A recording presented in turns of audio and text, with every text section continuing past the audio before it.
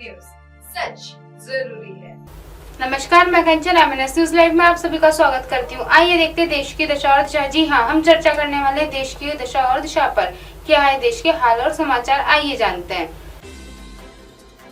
मुफ्त की रेवाड़ियों का असर। जी हाँ, देश के आधे राज्य में कंगाली के कगार पर।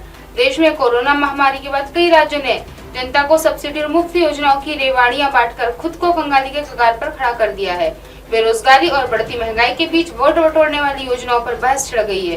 पंजाब, राजस्थान, पश्चिम बंगाल, गुजरात, बिहार, उत्तर प्रदेश जैसे कई राज्य कर्ज के मकड़जाल में फंसे हुए हैं। अगर इन राज्यों की केंद्र मदद न करे तो हालात श्रीलंका और पाकिस्तान जैसे हो सकते हैं।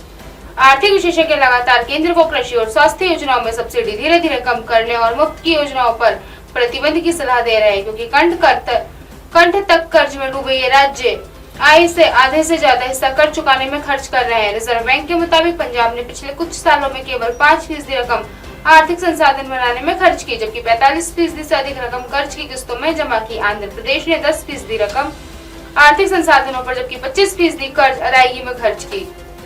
बाकी राज्यों का भी यही हाल है। 22.0% छत्तीसगढ़, मध्य प्रदेश कर्ज 3.31 लाख करोड़। मध्य प्रदेश में कर्ज लगातार बढ़ रहा है। वर्तमान में राज्य का बजट 2,97,233 करोड़ का है और कर्ज 3,31,000 करोड़ तक जा पहुंचा है। कर्ज चुकाने के लिए सरकार को ब्याज पर अधिक राशि खर्च करना पड़ रही है। चालू वित्तीय वर्ष 2022-23 में सरकार 22.166 करोड़ रुपए केवल ब्याज के भुगतान में खर्च चुकाने और मुफ्त की योजनाओं पर खर्च कर रहे हैं। इससे लोकप्रियता तो मिल रही है, लेकिन आमदनी नहीं हो रही। वैसे भी किसी राज्य पर जीएसडीपी का 20% से ज्यादा कर्ज नहीं होना चाहिए। डॉक्टर नागेंद्र कुमार शर्मा, आर्थिक विशेषज्ञ। लखनऊ में बैठकर झांसी में मेट्रो दौड़ा रहे अफसर, हकीकत में कुछ भी नहीं। शासन ने 150 करोड़ किया आवंटित, अभी फिजिबिलिटी टेस्ट तक नहीं हुआ।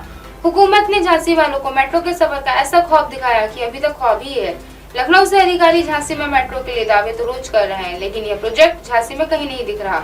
यहाँ तक कि स्थानीय स्तर पर अफसरों को कोई जानकारी नहीं है। ना तो फिजिबिलिटी टेस्ट हुआ है और न ही कोई डीआरपी बनी। महानगर में सार्वजनिक परिवहन को दुरुस्त करने के लिए सरकार ने सबसे पहले वर्ष 2017 में झांसी समेत प्रयागराज, कानपुर, आगरा में मेट्रो ट्रेन चलाने का ऐलान किया था। झांसी में पूरे 2 साल तक परियोजना ठंडे बस्ते में पड़ी रही। लखनऊ में बैठे आला अफसरों ने उस दौरान इसकी कोई सुध नहीं ली, जबकि शासन स्तर ने इन दोनों कामों के लिए 150 करोड़ मंजूर किया था। यह पैसा भी कहाँ है नहीं पता। 3 साल से गुम है 150 करोड़ रुपए। डीपीआर के लिए बजट भी मिल चुका पर अभी तक नहीं बनी। अफसर बेखबर, किस विभाग को दिया गया है इसकी जानकारी भी किसी के पास नहीं है। इसके बाद वर्ष 2019 में फिर सरकार ने कहा कि झांसी में मेट्रो चलाई जाएगी। रैपिड ट्रांजिट सिस्टम प्रोजेक्ट के तहत सरकार ने 400 करोड़ रुपए का प्रावधान भी कर दिया। झांसी में डीपीआर एवं फिजिबिलिटी टेस्ट के लिए 150 करोड़ रुपए भी आवंटित हो गए। बजट तय होने के बाद कुछ समय तक अफसरों ने फिर मेट्रो दौड़ाने का ख्वाब दिखाया, लेकिन उसके बाद मामला फिर ठंडे बस्ते में चला गया। इसके बाद से अभी तक इस प्रोजेक्ट की आगे बढ़ाने में किसी महकमे ने कोई दिलचस्पी नहीं दिखाई है। इस प्रोजेक्ट को कौन बनाएगा, डीपीआर कौन तैयार करेगा, कहां से कहां तक बनेगी, किसी को कुछ नहीं पता। होटल में तेल का बार-बार इस्तेमाल बंद। बार-बार एचपीएससी स्टूडेंट्स 2 बार से अधिक इस्तेमाल नहीं बताते कि खाद्य तेल का इस्तेमाल 2 बार से अधिक नहीं किया जा सकता। FDA के मुताबिक 2 से अधिक बार तेल का इस्तेमाल करने से लोगों की सेहत पर बुरा असर पड़ सकता है। लोग कैंसर और हार्ट की बीमारियों का शिकार हो सकते हैं। राज्य FDA के संयुक्त आयुक्त MN चौधरी ने कहा है, इस्तेमाल किए गए तेल को केंद्रीय FDA के नियमानुसार चुनी गई बायो उत्पादक कंपनी को देना जरूरी है। बताना होगा कितना तेल खरीदा, कितना खर्च हुआ, बचे और जले हुए तेल का क्या हुआ। घटती है इम्यूनिटी। डॉक्टरों के मुताबिक एक ही तेल के बार-बार इस्तेमाल से उसकी प्रकृति और गुण बदल जाते हैं।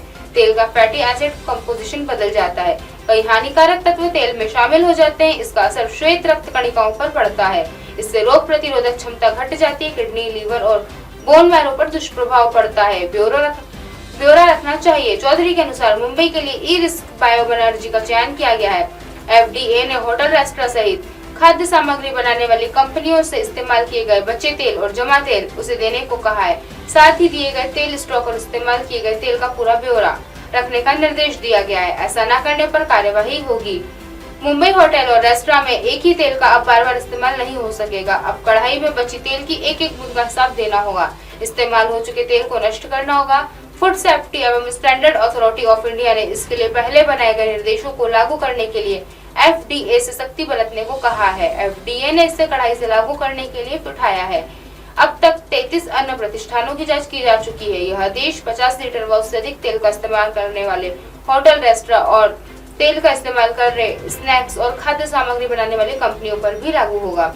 आज की खास खबरों को विराम देते हुए कल फिर मिलेंगे इसी समय इसी जगह। देखते रहिए एमएनएस न्यूज लाइव, क्योंकि सच जरूरी है। नमस्कार।